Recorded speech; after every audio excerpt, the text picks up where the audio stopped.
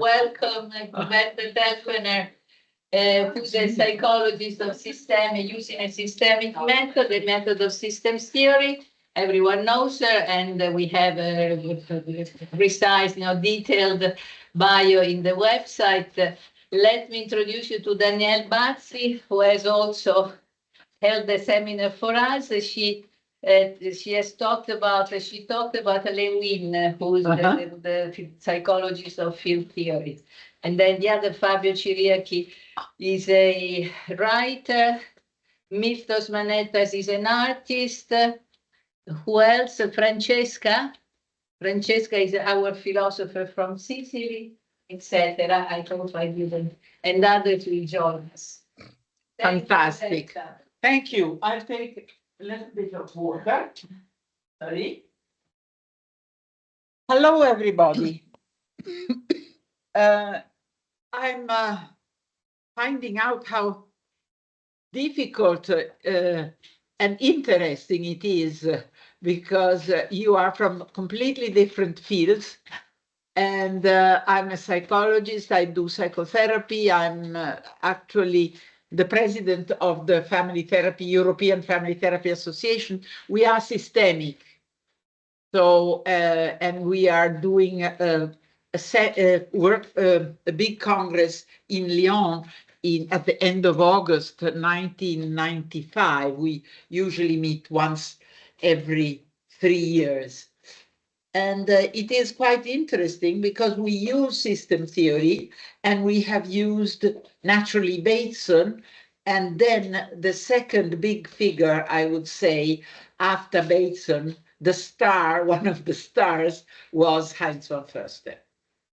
I will try to tell you how I met him and then go into the details of what I learned from him. I spotted 10 issues, and I would like you, I think you told me some are very familiar to everybody, so we can go fast and skip them in.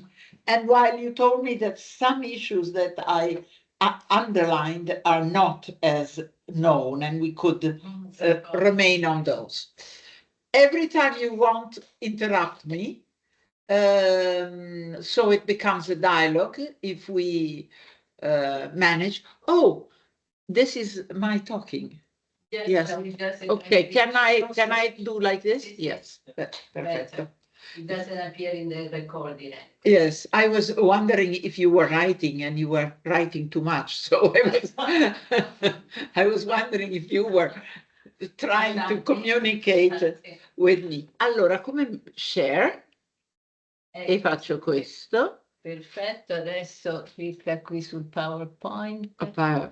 Ok, e poi vado per averlo grosso. Qua.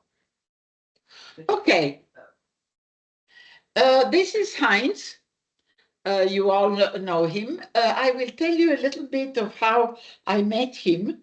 I met him in 1980 when Mauro Ceruti and Gianluca Bocchi, who are big friends of mine, made this very interesting gatherings in Milano that became La Sfida della Complessità.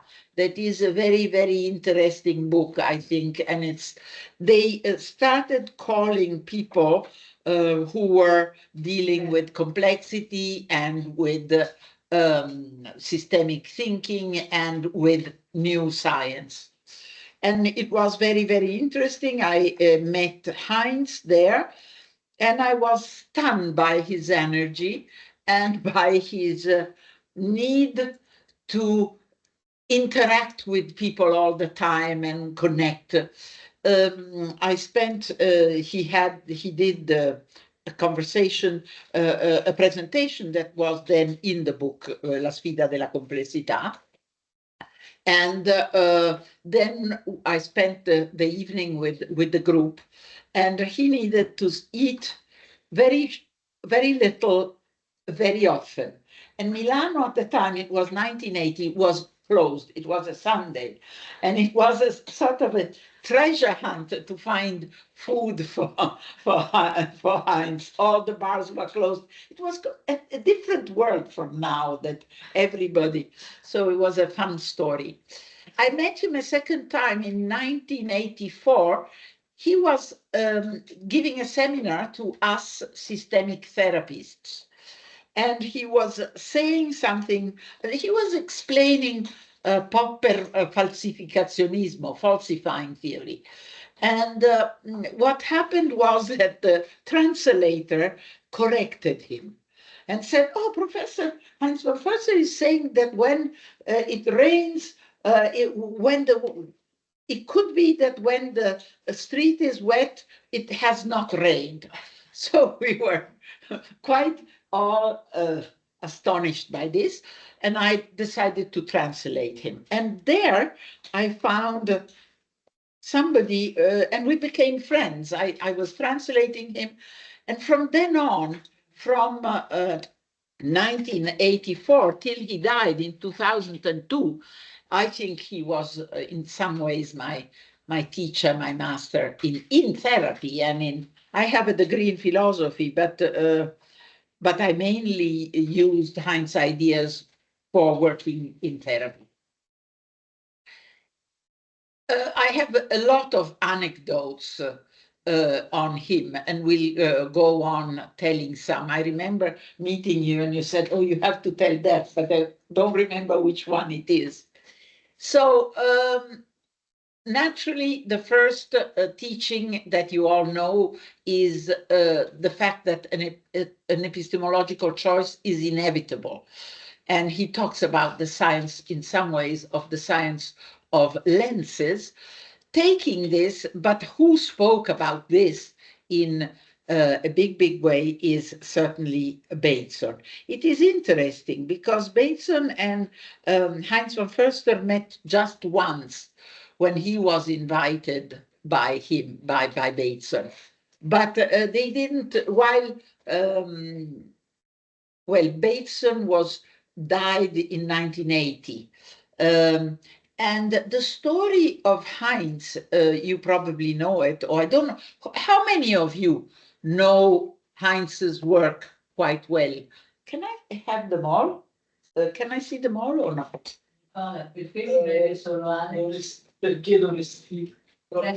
Lì nella Eccolo, no? E adesso vado su share. Start sharing. Vado qua di nuovo. I'm sorry. Ok. No? No, vorrei vederli. Ci puoi aiutare? Stop sharing. Stop No, sharing. vorrei a vederli e sharare. Non si può fare. Si può fare? No, in realtà Di solito no. nel mio computer lo faccio. Questo è Windows, io I'm Volte sorry, I compare. would like to have you. Sì, ma non è A volte semplicissimo. compare lateralmente una striscia con le facce, però. Non capiamo. Alex, un attimo.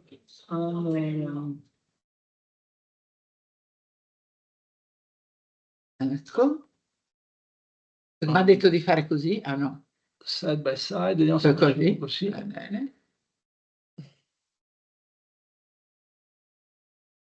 Vabbè. Ah, già meglio. Perfetto, così vedo le vostre facce perché se no. E naturalmente questo ci serve moltissimo. And this is very useful in terms of life and in therapy. I'm going fast in the first ones because, and I would like to stop a little bit on this. Systemics as a knowledge stance, because probably this is a little bit less obvious in some ways. And he used to call systemics the ability to consider things together, and an operation to be placed alongside the traditional operations of science. He supervised, this is a book, I don't know if you can see it. No? Sì. See? This is a book that I wrote in 2003 that is called Systemics, and it was supervised all by Heinz von Foerster. He asked me, there is the first 100 pages, 140 pages are on the story of the field, and then there are words that we selected that are not told in a linear way in some ways. We looked for people who would say different things on the same concept, because he wanted not a monologue, but something that created debate. And the words are many, from I don't know, from curiosity to context to autopoiesis, to chaos and chaotic attractors. I'm opening to exactamento, ethics, learning. The words, we chose the words that had some meaning and some coherence with the systemic thinking. Going on systemic as a knowledge stance, this is a drawing he used to use very much.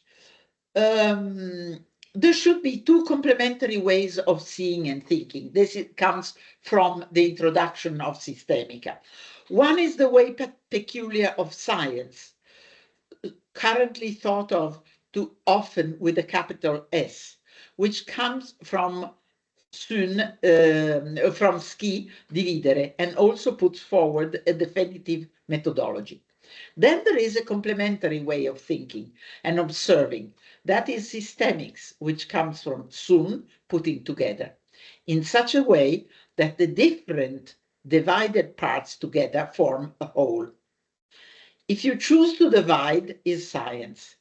If you are instead concerned with complementarity, you can enter a systemic paradigm, whereby one logic is capable of representing another, and complementarity and overlapping are reflected in each. In this way, each of the two modalities represent and define the other. The strength of the work done in physics lies precisely in division. If I don't understand the whole, I can divide the parts and understand some of them, even though the whole escapes me. He talks about hard science and soft sciences. And then he talks about, my proposal is to invent a new term, namely the noun systemics. Systemics thus becomes a way of observing and addressing the world. I propose to consider systemics as a position, a way of observing, a cognitive attitude. It is not necessary to choose one approach or the other. We must use both at the same time in order to obtain greater depth in the field. And I have the feeling that this group of people who are come from so different fields are doing exactly this. Embodying systemics with the idea of the differences that create a difference. When you ask me what systemic is, I'm still quoting Heinz, and invite me to go and talk to go on talking about it, I reply that I'm interested in the form of your question and also in your expectations as regarding the answer. My question comes to regard the forms in which a dialogue works and develops. Addressing the form of the question and answers leads to think of a dialogue, which I see as a dance. A dialogue understood as an interactive operation in which causality disappears. And this is exactly what I have thought you are doing in this group.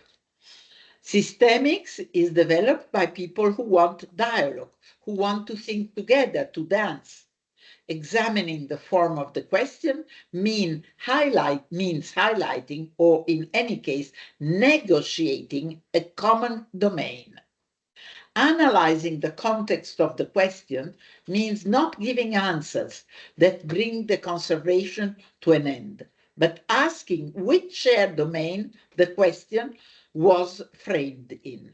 Dialogue makes it possible to meet and to move beyond separate identities and the fragmentary nature of language. And this is his introduction. So the proposition of Heinz was to use systemics as a knowledge stance. And this is one of the things. Interrupt me when you need. He then talked a lot about complexity, cum plexus, to make or to weave together. And he used to say, people come in with a story in therapy, and what you do through your questions. He used to be a lot of times behind the one-way mirror and look. He didn't understand Italian, and my therapy was in Italian, but he would look at what we were doing and be quite excited. And one thing he used to say was, you know, people come in with one version of what their reality is. And through asking questions that go away from the blueprint of fruit, away from their blueprint, asking a new question, imprevable, not thought before, you ask people to become poets. And asking people to become poets, you ask them to invent themselves and to go out of their blueprint and make up, connect dots in a different way. And that makes a lot of sense for them. But it is important that these stories that you build together remain complex, remain with many layers. And here comes the story, the title of a book of Deleuze et Guattari, the 1000 Planes, 1000 Piani, that I think is a very good metaphor of our living, of doing therapy, but probably of every kind of work we do, in which we have to respect the 1000 piani, the thousand plateaux.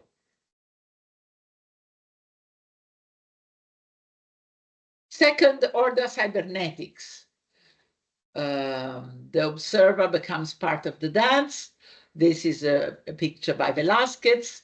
As you know, the painter is in the picture. You see a mirror down, and in the mirror there is the Velázquez painting. And it wasn't a natural concept. In therapy, we were used to first order cybernetics, talking about systems from outside, looking at the systems as if we were in a preferred observing point in some ways, and we were looking at systems. What Heinz did was introducing instead the professional within the reality that the professional describes. He tells a story about this. He tells the story of arriving in America. He had done a dissertation on memory, a quantum theory on memory. And he had sent this dissertation also to McCulloch, to Wiener, not to Bateson, but to many other scientists. And Warren McCulloch invited him, it's 1945, 44, 45, invited him to come to America. He didn't know one word of English. And he was, during the war, he arrived 1 or 2 years later, and during the war he was working, he was a physicist, as you know, and he was working on radio connections. And what happened was he was invited directly, he arrived with his wife May, and he was invited directly to the Macy conferences that, as you know, were very, very interesting. And there were some conferences that happened because of Mr. Macy, the one of the Grandi Magazzini, the department store, that had a son with a rare illness. And he was a rich man. He thought that if he reunited scientists from all over America, he would push forward science, and something would probably could help his son. So Heinz was introduced immediately, entered into the Macy conferences. And he tells a very funny story. Since he didn't know one word of English, he was made the curator of the Macy conferences, because Warren McCulloch said, so you will learn English. It's a fantastic way to learn English. And he and Margaret Mead invented this idea of second order cybernetics, that is the capacity of the observer to become part of the dance. Very important concept that I was telling you is not easy to understand, because we were in our scientific way of operating, we were thinking of a favorite place from which to observe the rest, whatever, the family, the individual, or a community, whatever it happens. We have till then talked about prima cybernetica, first cybernetics, and second cybernetics. First cybernetics was the cybernetics that took care of homeostatic systems. Second cybernetics, with Maruyama, was that took care of systems that were in constant evolution. He introduced a different concept, that is second order cybernetics, that is completely different from first cybernetic and second cybernetic, because is cybernetic of cybernetics. What does it mean?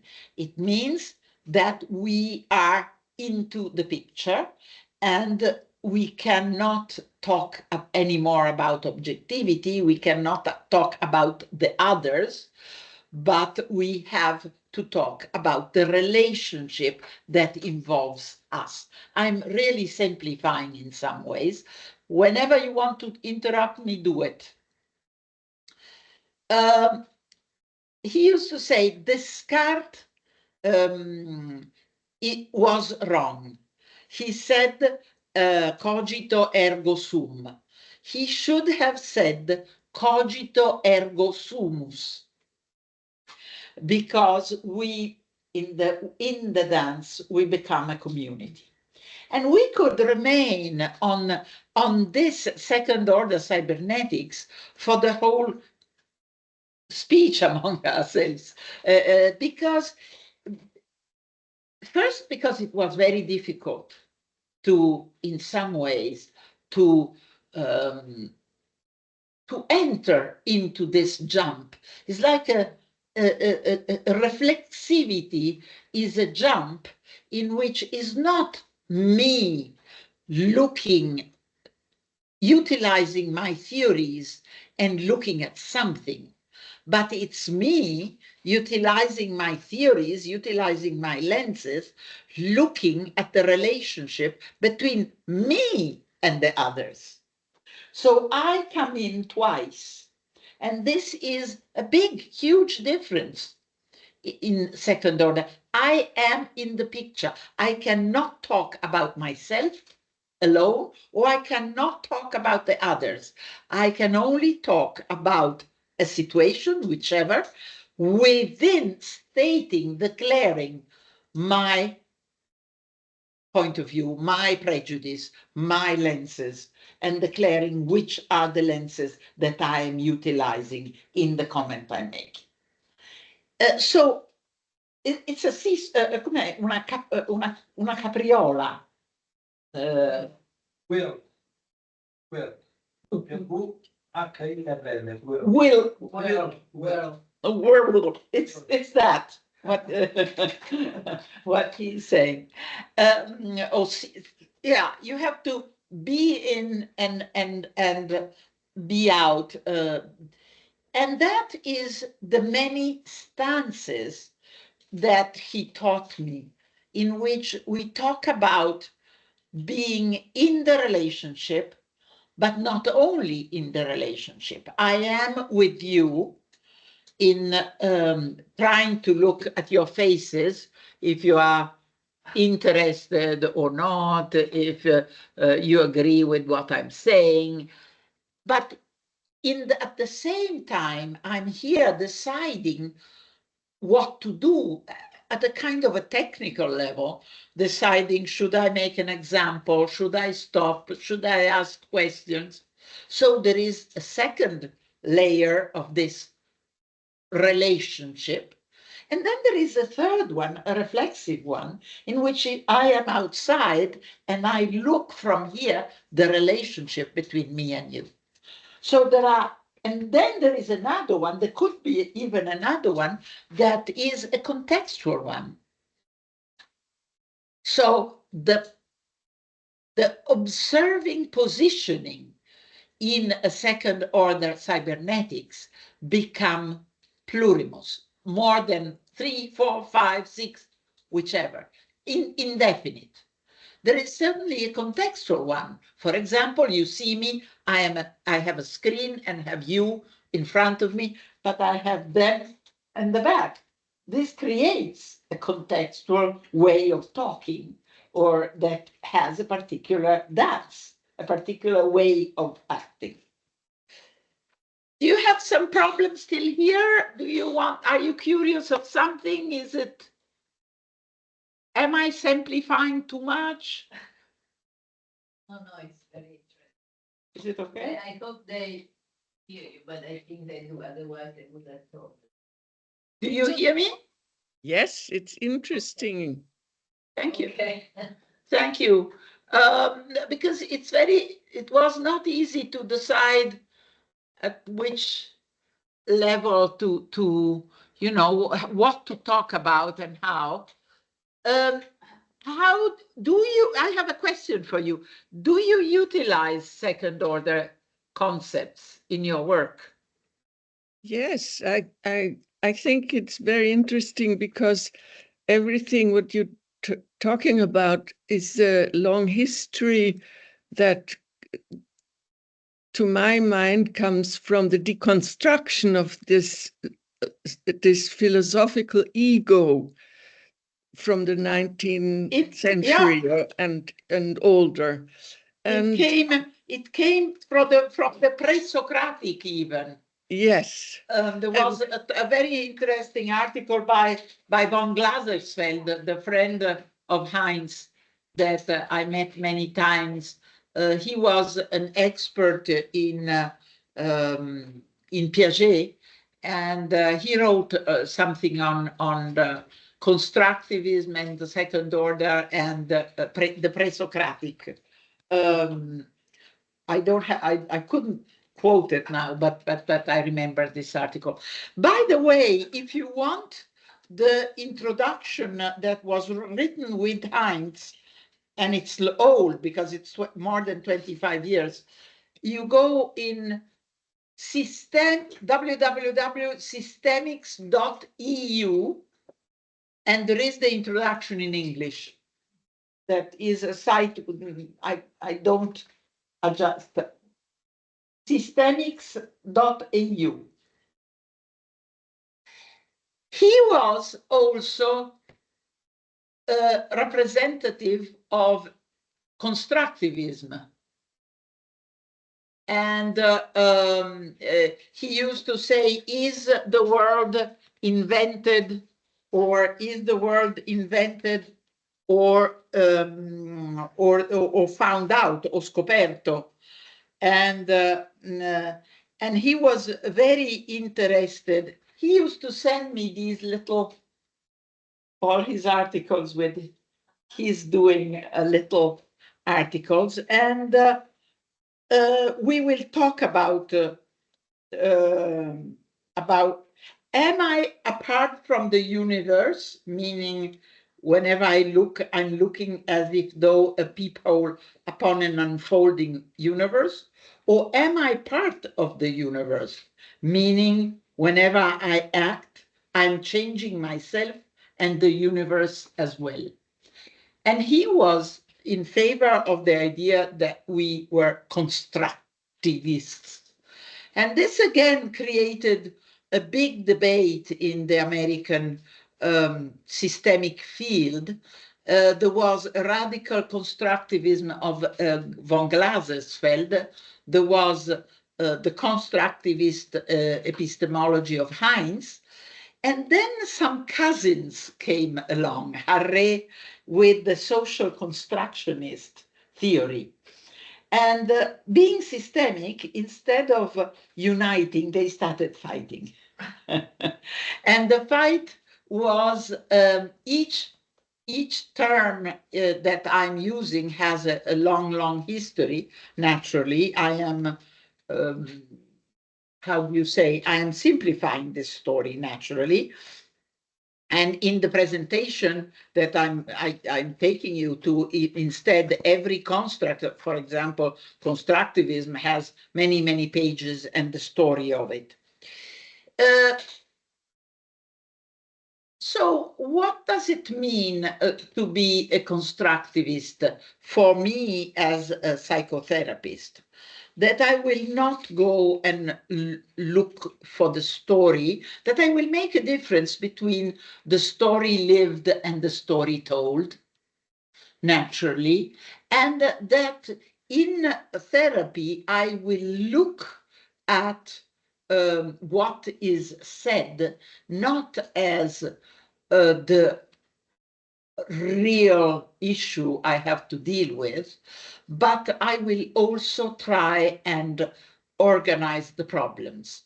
What it means is that problems do not come with a status, but in therapy we help people to redefine their request. And that in our work, probably also, it is important not to give a problem for granted.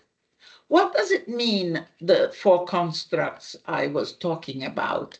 Autonomy, closure, responsibility, and choice. We will be talking about them all. Again, we could talk about a session, we could talk about an intervention, but we could also talk about each of us, an individual, or a dialogue, a couple, whichever at whichever level we decide to select a system, at which this system we select, and the choice is naturally subjective, the system can be described through as an autonomous system, a self-organizing system that has its rules and that is closed to the outside in a Maturanian way. Are you acquainted with Maturana? Yes. So Maturana would talk about organization and structure. The organization is closed, meaning that it is an identity that we tend not to change, while the structure can change all the time. So this is the term closure. And then we will see how responsibility and choice become very important. For now, with this freedom of choice, he says, we are now responsible for the choice we make. For some, this freedom of choice is a gift of heaven. For others, such responsibility is an unbearable burden. Within a constructivistic epistemology, questions become in some ways undecidable, and we'll see this happening. And he will talk about metaphysics, but we will see this in a minute, because it's if not, I confuse things. So his idea is this, that we are all describing each other and writing each other's stories, and we all participate in this kind of dance. And another important teaching is that knowledge comes from action, and this is Poincaré. So we are a mathematician of the, if, or Herbert Brun, if you want to know, act. If you want to understand, act, do. And this knowledge that comes from action, again, I'll try to summarize, and we'll try to do it together afterwards. But this idea of knowledge that comes from action and not from language is again a huge debate in the science of the last part of the century, of the 20th century. The social constructionists talk about language a lot, and talk about reality that emerges from languaging. But the languaging for Maturana is an action, is not language, is languaging. And this is a big difference. And Maturana and Heinz von Foerster, we saw them many times together, were talking about action, like Piaget, as the core of knowledge. Then they were, you know, he used to say, it's interesting talking about lenses, because we say understanding, in German is said verstehen, that is staying above, or non-staying, and we say in Italiano comprendere, that is to take with. So the positioning, it depends from culture in some ways, but according to him, the core of our understanding came from actions. He used to tell the story of the two kittens and a mother. One of the kittens is left to walk around in a room. The other kitten is in a little cage. He can see outside, and the cage is on the shoulders of the mother. Goes around. And then after 3 days like this, the two kittens are left in a room, and one is able to find food to operate, the one who was free. The other one is not able to operate in any way and seems handicapped in some ways. This was one of his favorite stories of Heinz. And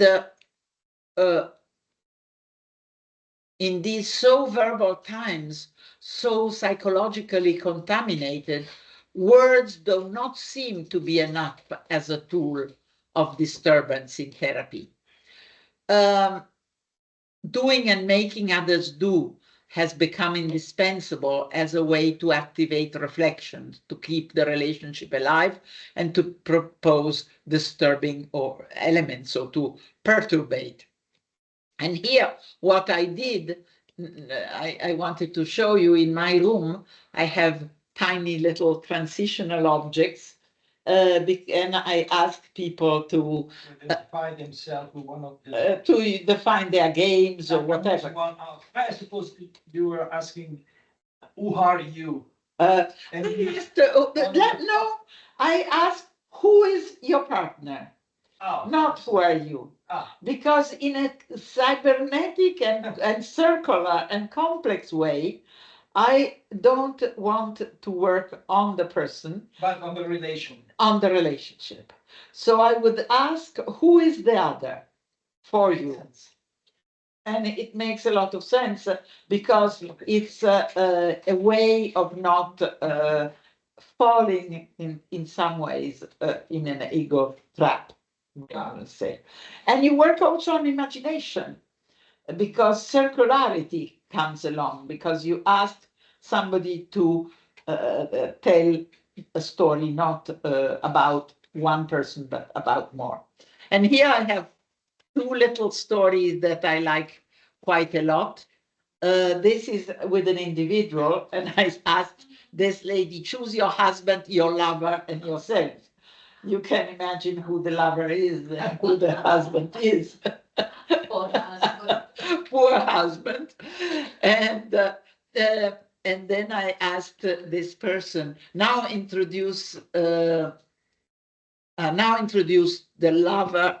Oh no, sorry, but I got the wrong. And she now introduced the lover of your lover because she came for this problem, and she introduced a lady that was kissing him passionately a man. Sorry, I got the wrong. But this is another one, very nice. Choose the two women and yourself. And here again, we have a lover and a partner. And you can see. And when I said, oh, this is the partner. And when I said, why did you decide that she is a infermiera, a nurse? She said, oh, he said, oh, I wonder why I made her so ugly. I don't understand why I made her so ugly. Or another one, very, very, choose the two women and yourself. He is him. Now, this is more complicated. Which is the lover and which is the lover and which is the wife? According to you. Huh? The lion is the lover. No. The lion is the wife. That's why. This was more complicated. Yeah. Complicated because they're not gendered. When c'è quello, Spider-Man. Spider-Man. The wife is too aggressive, and so the But then when I ask, let's see if I do it. Yes. When I ask, how do you see yourself in the future? Look what happens. with the tiger. Huh? With the tiger. Yeah, Yes. the tiger. He moved the tiger towards him. Yeah. And he moved So away the cock. The lover. Yeah, the lover. And that's what and this was the first session. So there's also a meaning in the use of the chessboard, the board, does the plays. The chessboard becomes the context Okay. in some way. And there's also a kind of a role of the distance of the objects. Near means something that also from the emotional point of view. Yeah. And this is the idea we were talking about before. Reflexivity, second order, is the therapist who looks through his theories at the therapist that interacts, that dances with the family. Why that therapy twice? Because it's second order cybernetics. It's included in Yes. To be included means having all these different positionings. And so having the positioning, a relational positioning, I'm relating with you, a technical one, I decide what to talk about or at what, and it's a different role. And a third one we had said that is a reflexive, in which I look from here at the relationship between myself and you. This is the second order, the difference in second order It reminds me of the Trost effect. Trost effect. And how Trost effect? Trost effect is like when you use your camera in front of the screen and you see the same picture many times. Regressio ad infinitum, the two mirrors, one in front of the other. Yeah. Yes. But it ends. It's not infinito. Because if it was infinite, we couldn't act. Yeah, it's So like a special kind of dreams. In some dreams, you can watch yourself from your outside. And you say, okay, this is a dream. Okay, let's stop. I don't like this. I did ayahuasca Okay, myself 20 times, many times. 20 times. Yeah, and in Peru. And in ayahuasca, you are constantly very present to yourself, and in the meanwhile, you are down there, wherever you fly in the sky, and it's very clear that you are in two places. And at the beginning, you're overwhelmed by the images. At a certain point, you start saying, "This I'm not interested. I don't want to open that door," and it changes. The dream changes. It's not a dream, actually, it's an image. The images change. It's very interesting. It really, it's I learned a little bit of second order cybernetics through that. It was interesting, very interesting. And so, are you fed up? Is it okay? Still? Reflexivity and he used to talk about reflexivity, an operation born within mathematical logic. We mean the ability to compute through the mode of reflection on one's own operation. This perspective proposed to introduce the observer into the domain of observation when Russell and Whitehead had banned this possibility, generator of paradoxes. And it will be Gödel who clears it by falsifying la teoria dei tipi logici. This being in many positioning, I think was one of the main teaching of Heinz. Another one I will pass through, I will talk about eigenvalues, and then I will talk about another one about ignorance and blindness, because he used to talk, he did some articles, even a book at a certain point, on letology, from the river Lete, where you forget, the river in which you forget.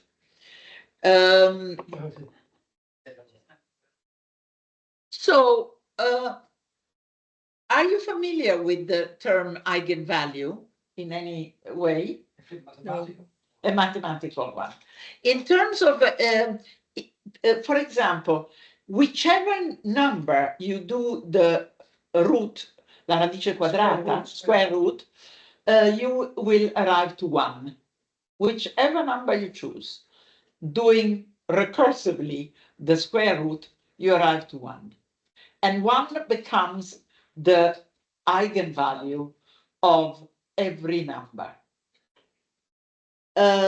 He was transporting this idea of eigenvalue to the core of a conversation, or a core of a system, or a core of a person.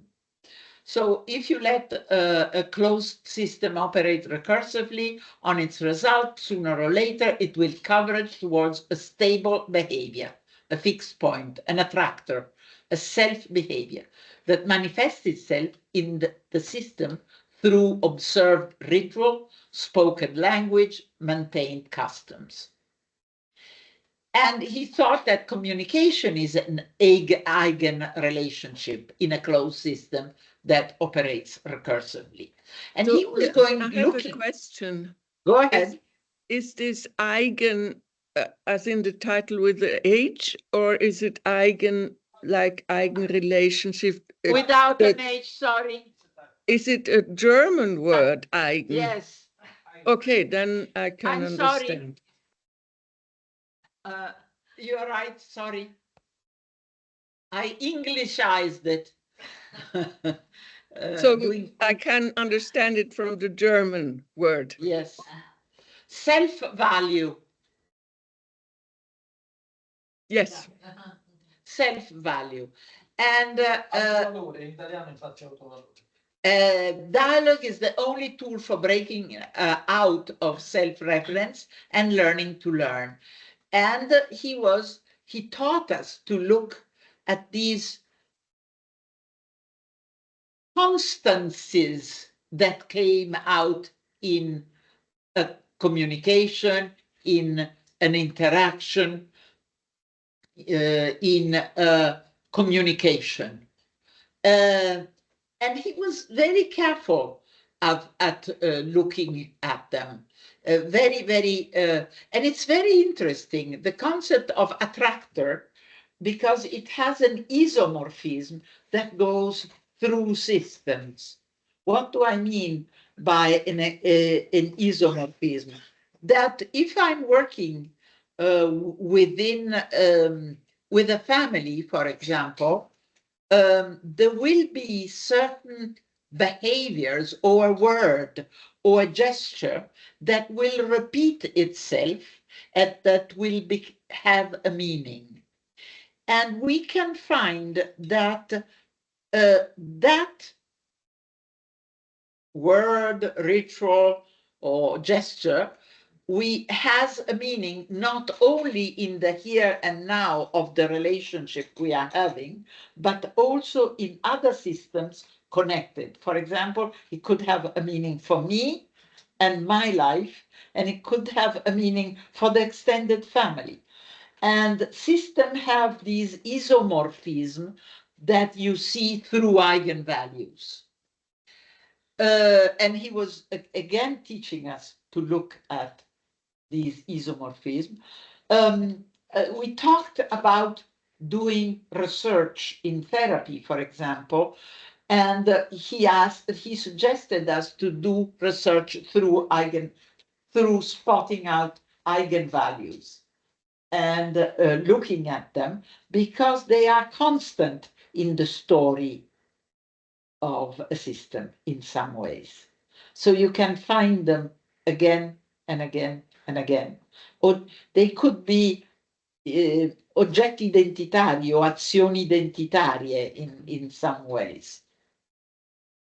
And but not at a certain point he stopped talking about knowledge and he started talking about our fundamental ignorance and blindness. Ignorance, let's see, I have let's see, ignorance, because we know that we don't know, and I will, yeah, it's too complicated. No, I won't get into. Blindness, this is his premise. Human and context are unpredictable and undeterminable. You know what a trivial machine is. Toaster, our car, we hope is a trivial machine. Instead, non-trivial machines are human beings, human becomings, as he used to call them, quoting Buber, because they become all the time. They never stop becoming. And Alan Turing, trivial machines, we are non-trivial machines, so we put the same stimulus and different outcomes come out. We put different stimulus in and the same outcome can come out. If humans and contexts are unpredictable and indeterminable, we don't know what is the answer to the problems people bring to us in therapy, for example. So we don't know if a couple should be together or not, if they should stay together, if they should separate. We don't know these things, and we have to accept this, our blindness and our unknownness. These are some little games he used to do we'll do them afterwards. I'll make you do it. It's a game. And it's to look for the blind spot, because each person has in itself a blind spot. Cars have a blind spot. Each one of us has something that we don't see. And this was the way he was talking about the ignorance and the blindness. But if we are blind if we are blind and ignorant, we have a freedom of choice. But if we are blind and ignorant, we have to take responsibility for the world we make emerge. And this was a very important concept, because if we are in a deterministic and we look at the world through a peephole, the world is there and we take no responsibility. But if the world emerges from the actions we take and from how we describe it, at that point, what happens is that we have to take responsibility of the world we are making emerge. It is clear that ethics has nothing to do with punishment and reward in the usual sense of the term. He's quoting Uncle Wittgenstein, and I call him Uncle Wittgenstein because it was Heinz von Foerster's uncle. It was the son of the sister of his grandmother, Zio Ludwig. Zio Ludwig. That was the way we were. It is clear, however, that ethics has nothing to do with punishment and reward in the usual sense of the term.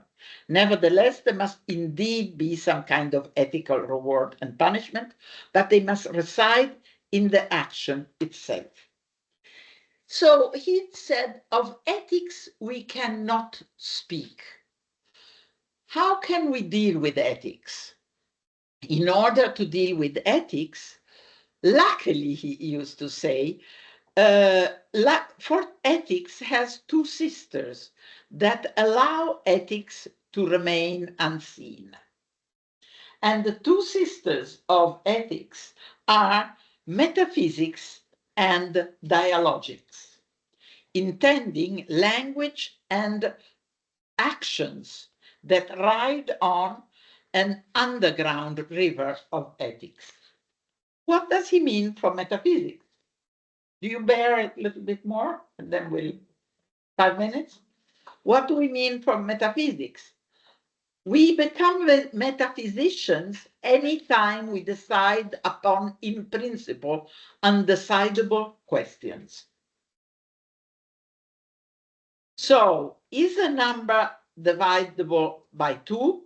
This is a question that is not decidable, because it is already decided by the mathematical logic that we utilize all the time. While how is it formed, the world came to be, is in some ways a decidable question.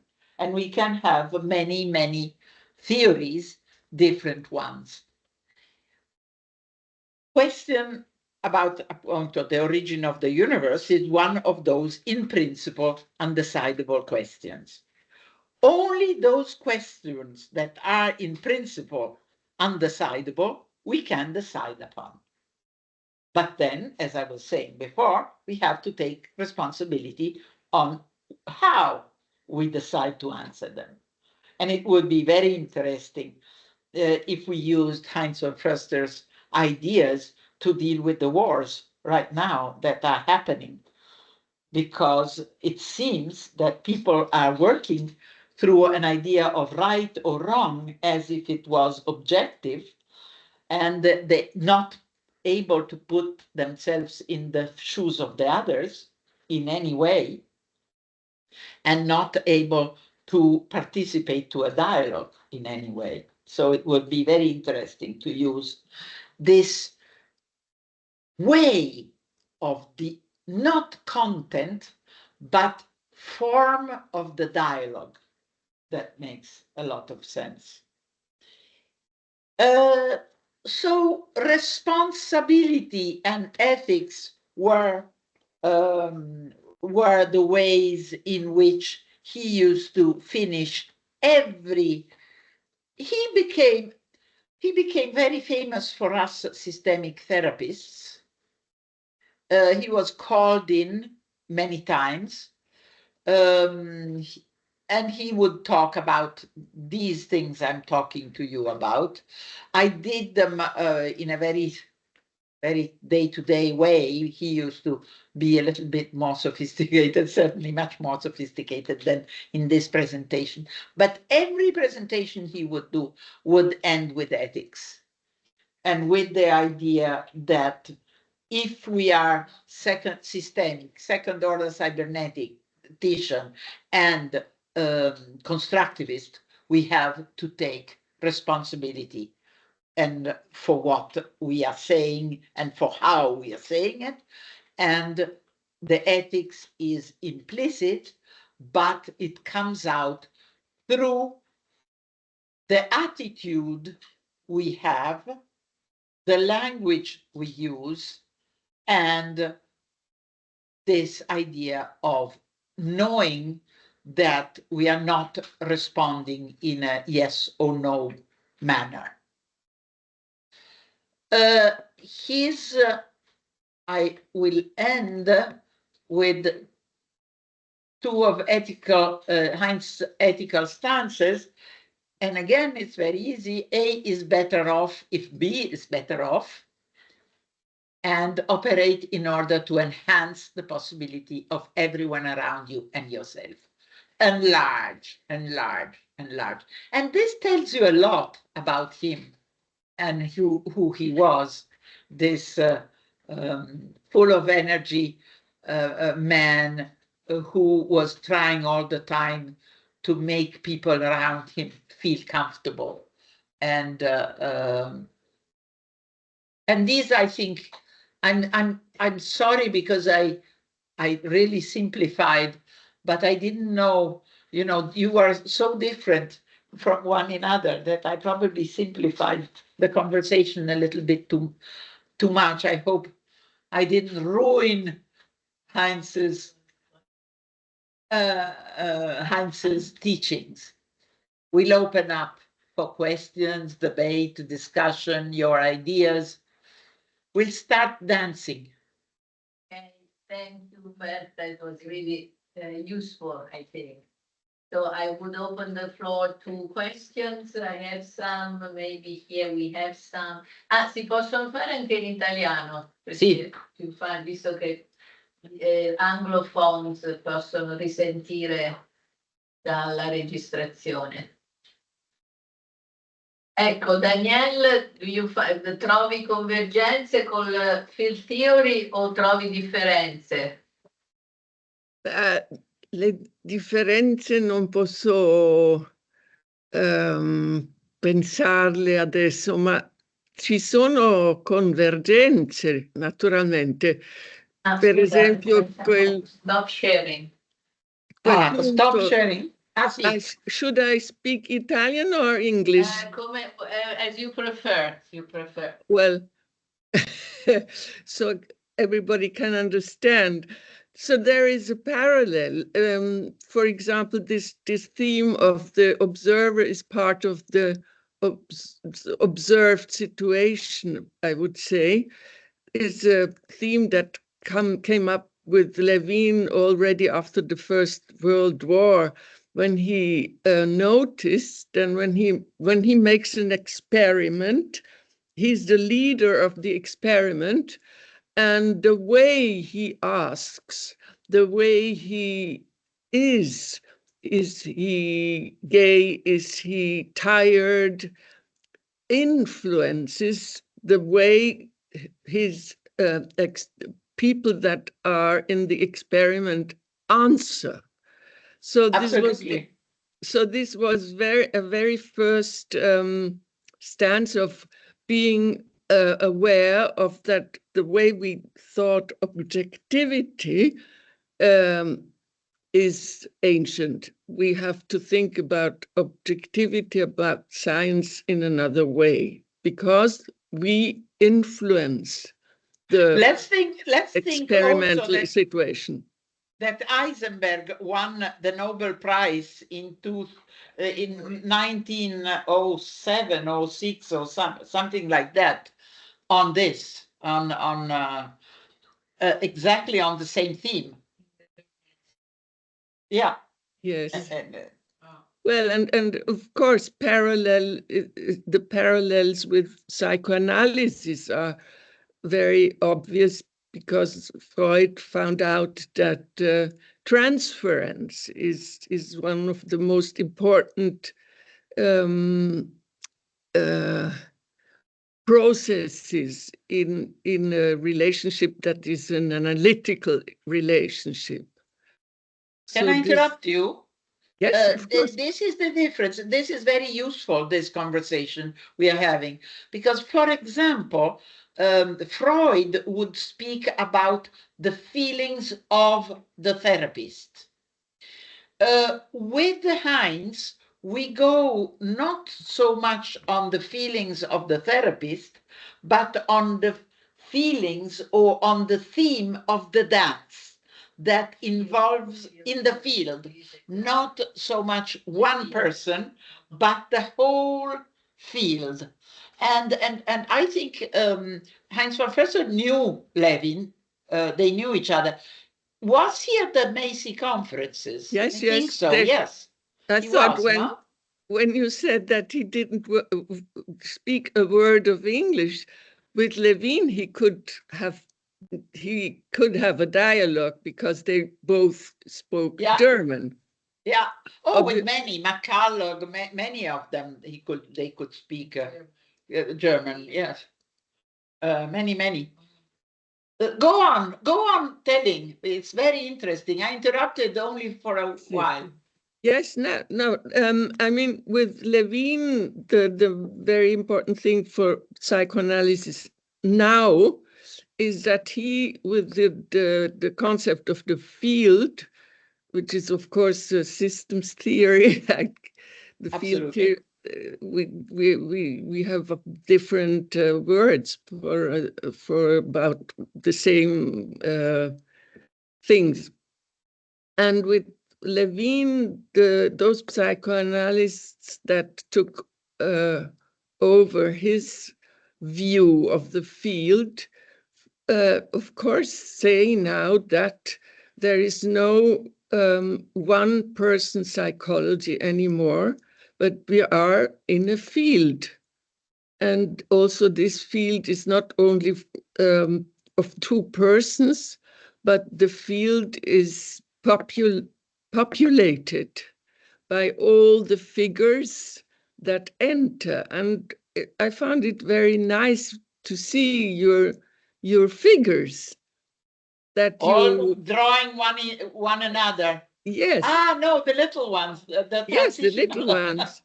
And there are psychoanalysts that do the same thing, but in a narratological way. So if somebody speaks about a wasp or a car or a dog, then these are moments of figures that enter the field and have their significance. The significance that is, in another way, also constructed by the two, the analyst and the analysand. They find out what means these. In systemic terms, two doesn't exist. The minimum common denominator is 3. We start from 3. And also the modern psychoanalysis thinks that, no? That 3 is the minimum common. Yes. Variety is also a concept like von Foerster, variety. Yes. Also concerning machines. Good. Thank you. Thank you. Are you a Very interesting. psychoanalyst? Oh, you are Yes, in Zurich. yes. Okay. Io ho una domanda per te, cioè quando tu hai impostato questo metodo viene direttamente da von Foerster o quando l'hai conosciuto l'avevi già impostato? No, allora, io ho studiato terapia familiare a Filadelfia con Minuchin, Haley, i vari terapisti, prima di conoscerlo. E questo è successo anche nel campo della terapia familiare. È nata negli anni 60, 70 in Italia. E abbiamo tutti studiato in varie parti. Lui è arrivato nell'80, ci ha portato alcuni concetti. Però eravate già Sistemici, tutti sistemici, ecco. Eravamo già sistemici, lavoravamo su concetti di prima cibernetica, cioè guardando i sistemi, e lui ha introdotto il concetto di cibernetica di secondo ordine e di riflessività, che è un concetto interessante e trasversale a tutti i modelli di terapia, non solo alle terapie sistemiche, perché credo che anche voi psicanalisti utilizzate il concetto di ricorsività e di riflessività, Sì. che ha cominciato a essere usato a un certo punto. Sì. Ci sono tante convergenze. Abbiamo un po' un linguaggio, un gergo diverso, direi. Sì, probabilmente abbiamo un Negoziando a common ground, come si diceva. assolutamente. Bene, altre domande, Daniele? Sì, ci sono diverse cose che mi hanno colpito. Alla fine della presentazione c'è un passaggio che mi sembra chiave, quando si dice che in ultima analisi l'etica ha a che fare con le questioni indecidibili, perché sono quelle che lasciano un margine di scelta. Mentre viceversa le questioni indecidibili sono quelle che in qualche modo sono state già decise. Dalla nostra cultura. E non lasciano scelta, perché in qualche modo rientrano all'interno di un algoritmo che per esempio è dato per una certa appartenenza culturale. E mi sembra che questo sia un paradosso molto interessante, no? Un paradosso che si potrebbe chiamare un paradosso pragmatologico, non so come per proporre una definizione. Questo paradosso mi sembra in qualche modo essere un po' al centro di tutto il lavoro che viene proposto nell'approccio sistemico, in particolar modo in questa declinazione che viene fuori anche dall'incontro con Heinz von Foerster. E perché dico questo? Perché c'è sempre in qualche modo la necessità di stare su due livelli. Cioè, al di là del primo livello, Almeno su due livelli, oltre il livello dell'oggetto. Esatto. Cioè il livello dell'oggetto e poi c'è il livello del soggetto che si guarda entrare in relazione con l'oggetto. Almeno due livelli. E cioè in qualche modo bisogna, se mi ricordo bene, c'è un passaggio in cui dicevi, bisogna essere ed essere fuori allo stesso tempo. Ed è interessantissima questa distinzione perché è come se si dicesse che essere in qualche modo è sempre essere dentro e il passaggio ulteriore è provare in qualche modo a non essere, cioè ad essere fuori. Provo a dirlo in maniera forse un po' più semplice. Mi sembra che qui ci sia in qualche modo anche una sorta di prestito che la teoria fa dal mondo della psicopatologia. Nel senso che questa posizione di sdoppiamento è una posizione che non coincide con l'atteggiamento naturale, cioè questa espressione nel senso husserliano, ma non solo. È un atteggiamento di adesione pragmatica al mondo. Io quando sono in relazione non teorica con il mondo, in realtà non mi guardo guardare il mondo, aderisco una serie di protocolli, di affordance, una serie di urgenze che mi mettono in un continuum che è pragmatico.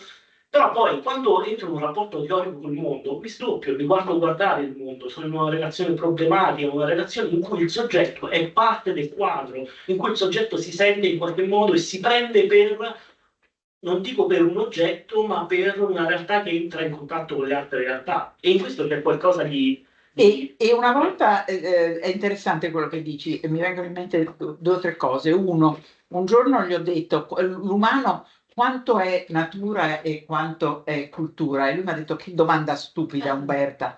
È 100% natura e 100% cultura. Ogni tanto mi arrivavano dei ceffoni alla faccia della matematica. E lui non parlava di self, cogito ergo sumus, parlava di noi, ma se avesse parlato di self avrebbe parlato di voci dentro di sé, cioè non di un self unico, ma di una pluralità di self dentro di noi. Quindi tu la rendi, c'è self e non self, no, ancora più complesso, perché sono positionings, e lui usava proprio il termine positionings differenti, contemporanei, importantissimo il concetto di contemporaneo, non o uno o l'altro, e multipli. Perché è una domanda che aveva forse una struttura un po' particolare, mi rendo conto adesso. In qualche modo l'atteggiamento critico riflessivo inizia nel momento in cui la mia posizione nel mondo non è più scontata, io mi sdoppio, mi vedo nel quadro e a quel punto divento libero. In realtà l'adesione puramente pragmatica al mondo, che è l'adesione che in un certo senso veicola la normalità anche nel senso psicologico della parola, è un'adesione che prescinde dalla libertà a cui dà accesso la psicopatologia. Cioè, quello che voglio dire è che molto spesso i concetti chiave anche delle pratiche psicoterapeutiche sono mutuate dall'esperienza dei soggetti che sono stati oggetto di un'attenzione scientifica di un certo tipo. E lì mi sembra che ci sia un punto che va in questa direzione.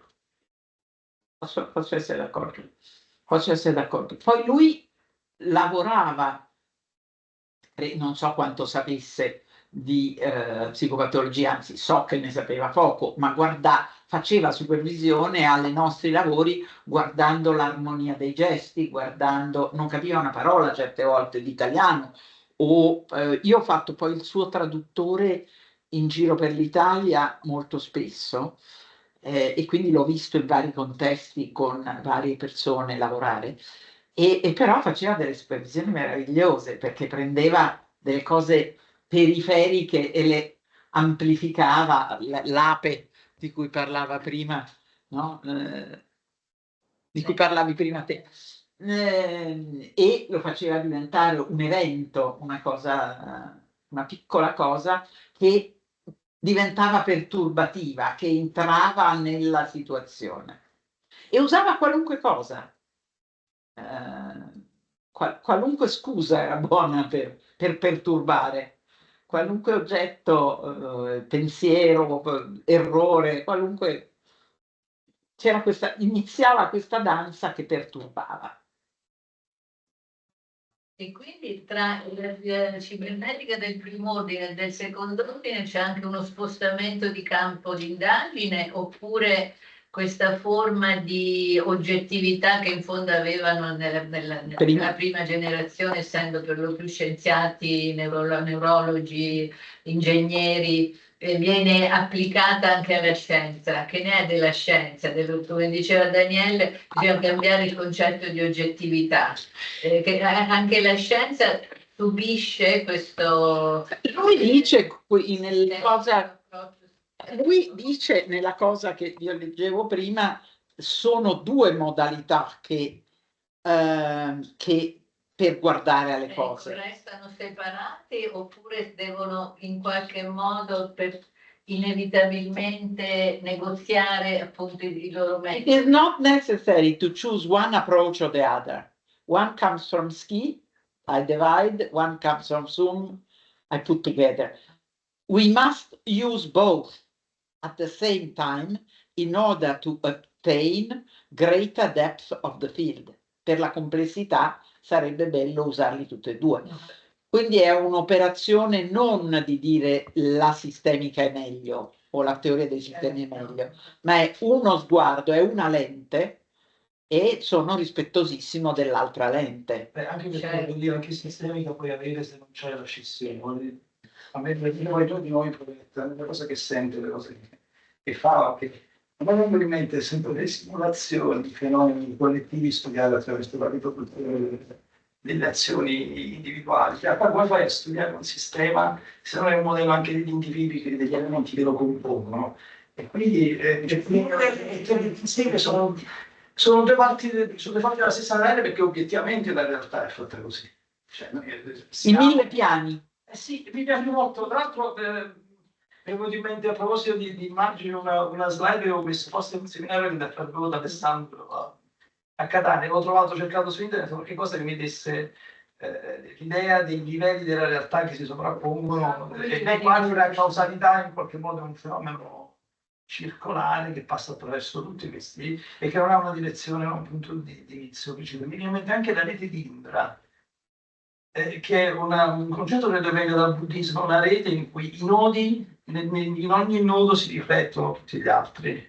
E quindi tu sei sì, sì. E poi anche ancora, prima quando sentivo il concetto dell'ergo sumus, a me suggestiona molto anche questo concetto dell'uno e del molto insieme. Mi è venuta alle volte di dire io siamo, no? E anche il concetto di olombionte, io sono una moltitudine di entità viventi che stanno insieme. Però quando ho sentito parlare di cogito ergo sumus, io non pensavo alle voci interne a me, ma al fatto che io che dentro di me si riflettono tutte le persone con cui ho a che fare.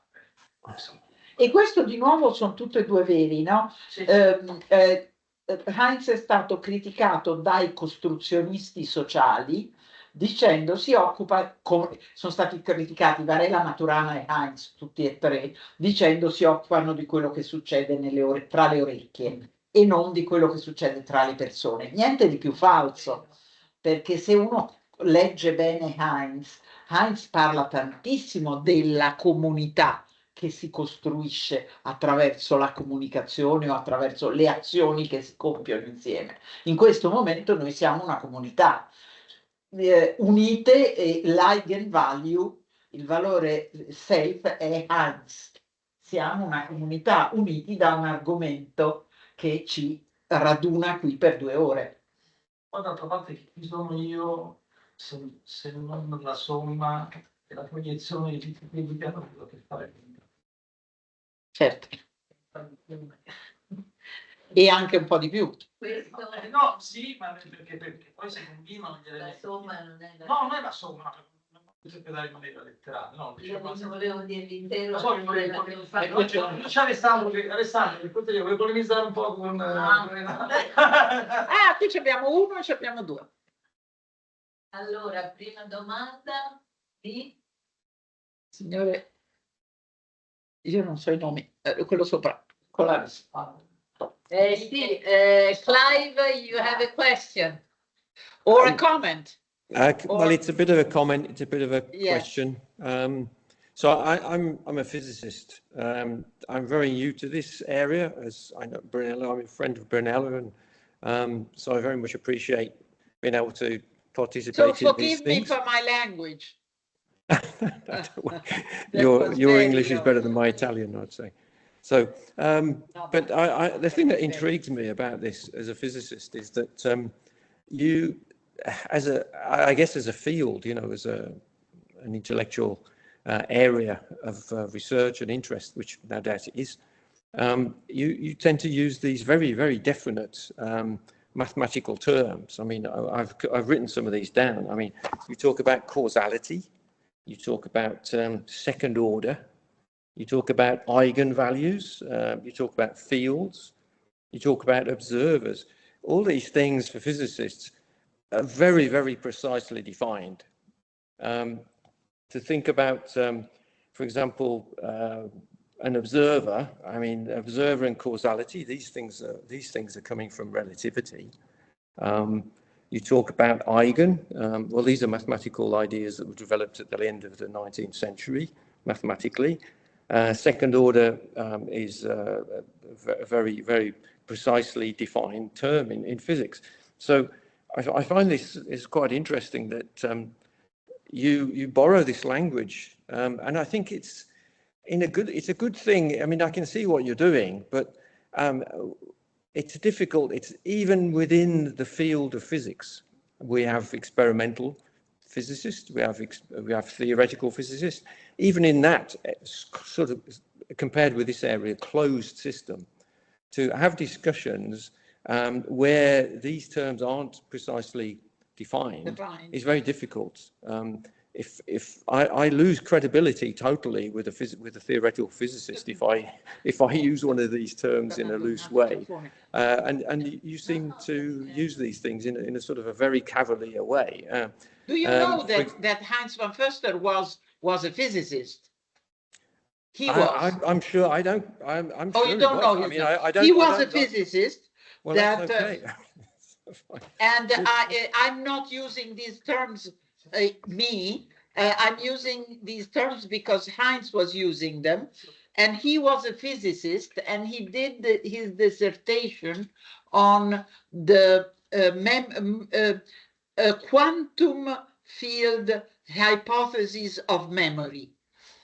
Yeah, you mentioned that. That's very interesting. Yeah, and it was a very his dissertation created very big interest in Warren McCulloch, that was the chief of neurophysiology or physiatry at Harvard University, who called him in America for his dissertation on this. I am not using these terms because they are mine. I'm using these terms in virgolette because they are Heinz's brackets. Because they are Heinz's, not mine. I mean, obviously nobody's got an exclusivity on words, okay?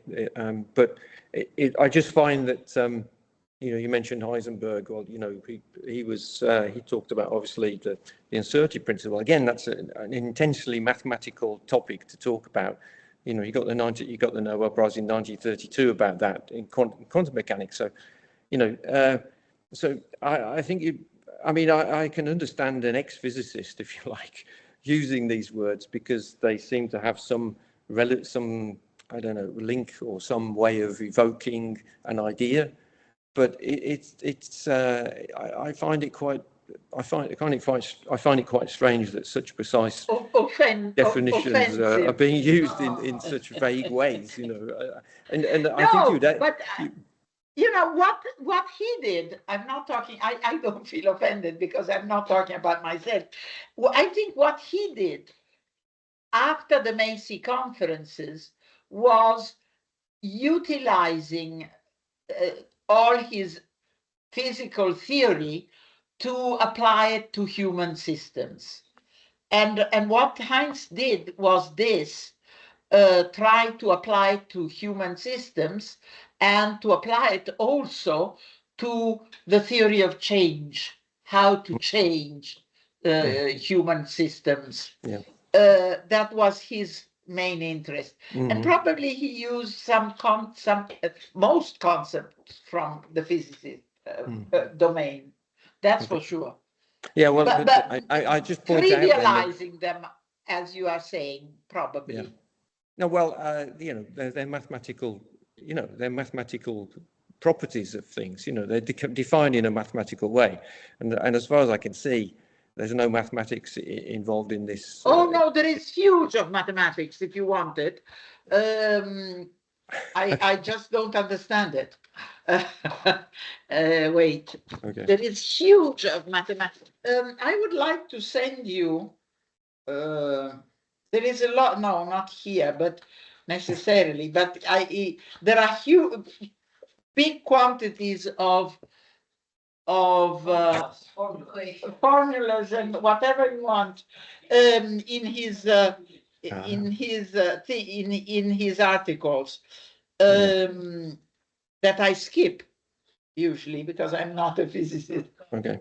Maybe I can say something. I think it's time bound. These were old men that still had their feet in the 19th century when science for philosophers was natural sciences, and the best was, of course, mathematics and physicists. So they tried to find exactness, and Levine did also things with mathematics, with topology, with the Mengentheorie. And in the end, he surrendered and he said, well, it was a try. I tried to be exact. Mhm. And we have to take it as metaphorical. Right. A way of working out a thinking. Mm. Yes. And it No, can't I can believe that. I think that's a I very totally good agree that. No, way and of thinking my about it. advice, even among physicists, they are unclear about how they use in the certain concepts. Actually, exactness is the legacy of Descartes, of rationalism. But not by chance, when you make an experiment, you're actually stretching the concepts that are considered to be already known. Why do you make an experiment? Because there's something that you do not know, and therefore even language reflects this uncertainty. Well, And indeed, in all the 20th century, you know, all philosophers have used Heisenberg quantum theory improperly. I remember talking to a physicist in Padova, and I said, you know, uncertainty principle, we do not have the observer influences the object, and the young physicist said, you're right, and we do not know what an electron is, but we do a lot of things with it. So I didn't know how to answer. Somebody told me they went to the moon with the wrong, Exactly, the wrong theory. with the wrong theory, but they arrived to the moon. Exactly. So this Yeah, concept okay, stretching is always the case, it's always in place. We don't have a perfect definition of a term. No, but probably because there's no perfect definition. Exactly. Luckily. There's also always room for improving the vision of reality. So it would be nice if Clive would show us his experiment someday. Someday. Yeah, someday when it works. Well, I'm sorry. I mean, there are a couple of things more I want to say. Well, first of all, I read a book by Federico Fagin. I've been talking to Brunello about this quite recently, and he had an interesting point. If you want to extend the ideas of quantum mechanics, Yes, always extended somewhere. yeah, so he talks about now actors, not observers. Observers were Einstein's idea, I believe. It's mainly used in physics in terms I like the idea of actors, yeah. Actor network theory also. Yeah. Yeah, but now an actor is somebody who actually changes the observation in a way. So I thought that was a very interesting idea of Fagin, which you might want to pick up as well, because you become an actor in the process of the measurement, which is essentially what you're saying about your second order stuff. These multiple interactions, and an actor is changing the environment he's in very much the way, as you say. I mean, you're the metaphorical sense of Heisenberg's uncertainty principle. But I think that's an interesting idea. But the final point I'd make is that as I said, I have problems sometimes if I use the language in an imprecise way to my colleagues in physics. Okay, so I warn you that if to expand these sorts of arguments. I agree. I can see that these ideas came from originally a physicist, etc. But I think you have to. I think it's a little bit.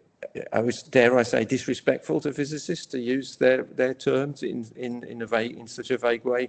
But that's not a really strong point. But I've had interactions with my colleagues and not respected the way that they see things being defined, and it has led to a lot of problems. So I think usually speak with psychotherapists, not with physicists, and this helps me not to blush too much. Well, Okay, Matteo, you have a question? O un commento? I see another hand, raised hand. In italiano magari, se volete. Grazie, grazie Umberto per Roberto, questo... Roberto. Roberto, Sì. Io sono un sociologo e sto cercando di ultimare una monografia sulla storia del movimento cibernetico. Ok. E infatti avrei una domanda, diciamo, vorrei sapere un po' la tua esperienza, avendolo conosciuto, lo Heinz, se magari questo tema era uscito fuori, cioè il declino del movimento cibernetico dopo la chiusura del Biological Computer Laboratory. La narrazione che viene fuori, insomma, dai suoi scritti e da altre fonti, sembrerebbe che a causare un po' la chiusura siano stati il taglio dei fondi ricevuti dalle istituzioni governative americane. E un'altra interpretazione è anche perché negli ultimi anni dell'attività del Biological Computer Laboratory, Heinz era molto rigido rispetto all'ingresso dei, chiamiamoli così, cibernetici di primo ordine, che va un non po', voleva. che non li voleva, esatto, proprio per fare un discorso di in-group, out-group. Allora, intanto volevo sapere se questo tema del declino, insomma, della chiusura della Golden Age della cibernetica è stato un tema di discussione tra voi. E poi un'altra domanda, ma se già vuoi darmi un'indicazione su Allora, questo. rispetto a questo, no.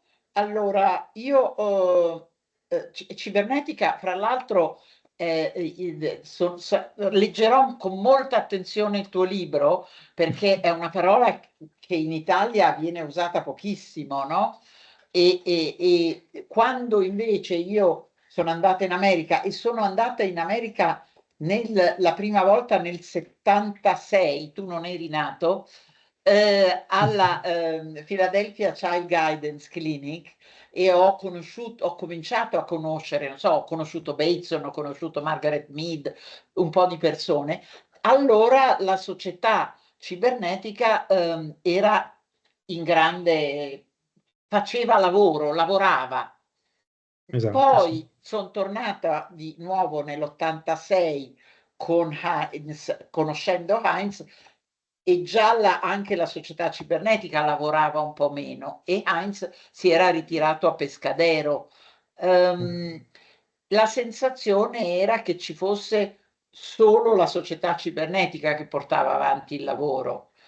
C'era Herbert Brun, c'erano dei personaggi. Adesso io, se Stuart vuoi, Ampleby è stato un nome importante negli anni '80 perché poi ha traghettato il movimento a una nuova rinascita nell'immediato in nuovo questo secolo. gruppo c'è Paul Pangaro, Paul Pangaro, e certo. lui ti può dare un sacco di notizie, perché lui credo che è ancora dentro, per Sì, sì, esempio. lui è attuale presidente, quindi Ah, ecco, quindi sì, sì, sì. io non lo vedo dall'87, quindi non ci riconosciamo praticamente.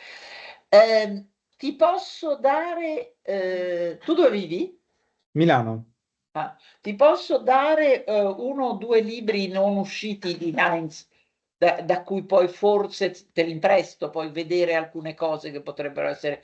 Quel suo libro Cybernetics of Cybernetics, l'hai visto? ce l'ho, lo Ah, ce l'hai, possiedo. perfetto. Sì. Ah, si ritrova? Si trova online. Ah, ok. Perché poi appunto ci sono dei momenti in cui entrano le cose, e anche nel libro People Who Invented Me, che è un'intervista a lui e a von Glasersfeld, eh, andrò a vedere se trovo qualcosa sulla cibernetica, te lo so dire. Quindi no, Perfetto. non ne parlavamo abbastanza, non abbiamo parlato. Ho avuto la sensazione però che hai ragione, c'è stata una stretta sia di finanziamenti, sia in termini sia sulla cibernetica che per esempio sulla terapia familiare contemporanea in America, a favore dei farmaci. Ok, quindi è tutto l'aspetto, diciamo, della psicologia E cognitivo-comportamentale,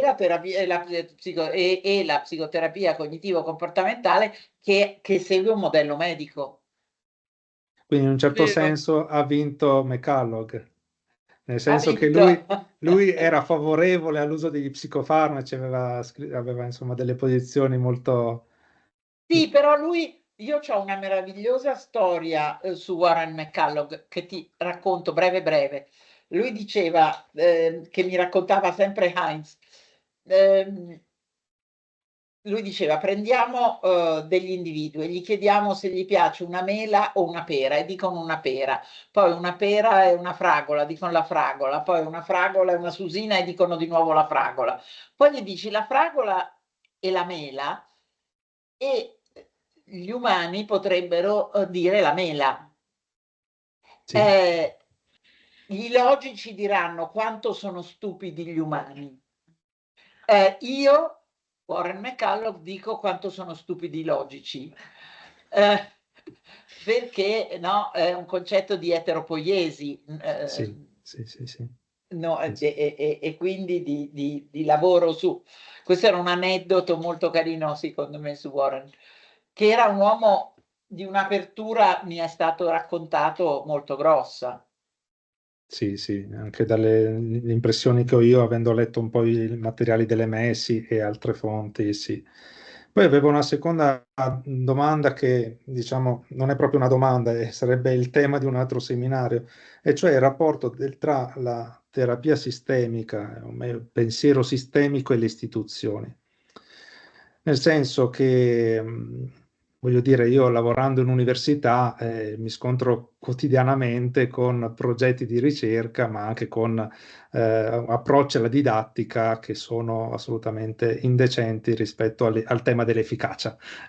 Poi prima si parlava di responsabilità e quindi la mia impressione è che di fronte a questa bomba che è il pensiero sistemico e la cibernetica del secondo ordine, ecco, intanto nel contesto italiano questa bomba non è esplosa e negli Stati Uniti probabilmente è stata confinata, è stata, come dire, protetta dall'esploit dell'intelligenza artificiale, di altri approcci cognitivo-comportamentale.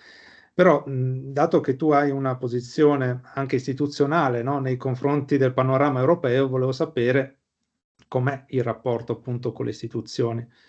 Vedi il mio gesto? Ecco. Allora, abbiamo due problemi. Uno è l'entrata della sistemica nelle università, che è avvenuta tardissimo. Non so, in Germania è avvenuta nel 2019, la prima facoltà che ha proposto delle cose di sistemica a livello universitario. Quindi tardissimo, adesso, ieri, l'altro ieri. E quindi abbiamo un problema di questo, cioè di come non viene insegnata la teoria dei sistemi e la sistemica. Abbiamo l'Inghilterra in cui viene insegnata, in Italia c'è una quantità di istituti privati grossi, ma invece a livello di insegnamento universitario abbiamo Valeria Ugazio, e Laura Fruggeri, Barbetta e pochi altri 3 o 4. Basta. Secondo problema vero, grossissimo, è i training in sistemica. La maggioranza dei training, io sono didatta della scuola milanese di Boscolo e Cecchin, e la maggioranza dei training sono tornati alla cibernetica di prim'ordine, perché è più facile da insegnare. Quindi ci troviamo, io in questo momento ho dei ragazzi olandesi che se io parlo di cibernetica di secondo ordine o di ricursività mi guardano come se fossi un pesce, non so, non hanno idea, non ne hanno sentito parlare. E se il paradigma è ancora comunicazionista, capisci che non andiamo da nessuna parte, quindi c'è un'involuzione paurosa, che è la stessa in America negli anni 70-80 c'è stato un boom e poi è tornato indietro. E invece è potente. Il pensiero sistemico, sono d'accordo con te quando dici, quando hai usato la parola potente. Sì, sì. E proprio per quello, cioè nel senso, forse chiudo subito con un commento, forse il problema è esattamente politico, nel senso che proprio perché è dirompente metterebbe in discussione le istituzioni, la responsabilità delle istituzioni. Il passaggio da un'ottica verticale a un'organizzazione orizzontale fa parte del pensiero sistemico, no? In qualche modo. E non so se piace troppo alle università, per esempio. Mette in discussione. No, dico, comporta un cambio di paradigma che chiaro, metterebbe in discussione, toglierebbe potere, no? Cioè, sempre. Sì, sì, no, probabilmente aveva a che fare con quello che dicevo prima in maniera molto disordinata, cioè, ovvero che il soggetto che ragiona, che pensa in termini sistemici è un soggetto autocritico, che quindi si pone a priori assume a priori una postura che è quella, in questo modo, del soggetto che è stato criticato, che si autopercepisce come anormale, che è fuoriuscito dalla normalità. Cioè il pensiero che considera un valore uscire dalla che considera un normalità. valore, sì, questo probabilmente è un passo ulteriore rispetto alla condizione psicopatologica, una condizione in cui ci si sente normali, ci si guarda criticamente, ci si guarda a partire dal punto di vista dell'altro normale, e quel tipo di postura però è genetico rispetto all'attitudine teorica in generale. E mi sembra che da questo punto di vista la cibernetica di secondo ordine non fa che codificare, cioè che formalizzare l'attitudine o addirittura un dispositivo cognitivo che è all'origine di qualsiasi ricerca teorica e che ha questa genesi psicopatologica. Cioè, solo mettendosi fuori dall'attitudine naturale, che è un'attitudine di normalità, comincia a balugina in qualche modo l'atteggiamento teorico, teoretico. Sulla rivista Family Pro mi viene in mente una ricercatrice che a Milano, forse alla Cattolica, che si chiama Arianna Barazzetti, se ti viene, che fa un po' di ricerche in termini sistemici, però credo brava, però non. Ecco, una domanda, forse l'ultima, se non ce ne sono altre. Quando concludi dici il mondo emerge mentre lo facciamo e quindi siamo responsabili per questo continuo emergere che non possiamo padroneggiare, che non conosciamo. E poi lo ha collegato alla guerra, l'atteggiamento verso la guerra. Questo atteggiamento verso la guerra, che è polarizzazione, parliamo di polarizzazione, è più, diciamo, naturale, primitivo, tribale, oppure è un prodotto dell'atteggiamento scientifico che deve creare un oggetto rispetto a cui dobbiamo sentirci soggetto? Forse tutte e due. Quindi E quindi è ancora più radicato. È ancora più radicato, è tribale e poi si nutre. Secondo me sì. Si nutre di questa oggettivismo, Sì. di oggettivismo. Sì. Che paura. Sì, non si sa come togliere. Quindi secondo te, ecco, una politica sistemica sarebbe una politica del compromesso o della negoziazione, beh sì, compromesso? Parola compromesso? Infatti è brutta, però Nella mediazione. della mediazione? O dei 1000 piani, o della possibilità. Voglio. 1000 piani finché si pensa, però quando devi prendere una decisione politica, tipo rispetto a una guerra, e se accettare un trattato di pace, lì ci deve essere una decisione. Vi lascio con una cosa di Heinz. I have a dear friend who grew up in Marrakesh. So anche chi è Moni Elkain, che era il passato presidente precedente a me alla European Family Therapy Association. The house of his family stood on the street that divides the Jewish and the Arabic quarters.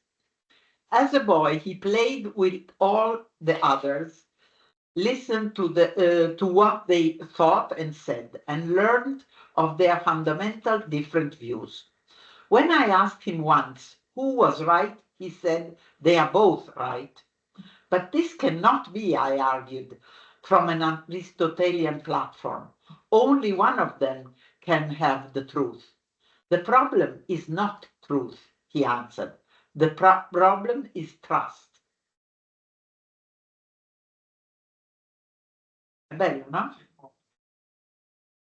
I understood, finisco. The problem is understanding. The problem is understanding. The problem is making decision upon, in principle, undecidable questions. usarlo, esatto, usarlo a trappa. Il cui si chiama Truth, a proposito, il cui Che è già un programma. nome è un programma, no? Truth. In Italia ci abbiamo giocato con Per, per Heinz la verità era l'invenzione di un bugiardo. Esatto, bellissimo. Ritorna. Bene, se non ci sono altre domande possiamo salutare, ringraziare. Grazie infinite. Grazie mille, Grazie. Grazie a mille. tutti. Grazie, Grazie. Grazie a tutti e a presto. Ti rimetto qua così inchiudi. Grazie. Chiudiamo. Ciao a tutti, ciao Ciao. Marco, ciao Daniele. Ciao Brunella, Ciao grazie. Oscar, maybe you have a question. Ciao Brunella, ciao. We'll Ciao, keep Brunella. discussing. Ciao. No, ho riportato un po' il vostro Piketty mentre c'era la cosa.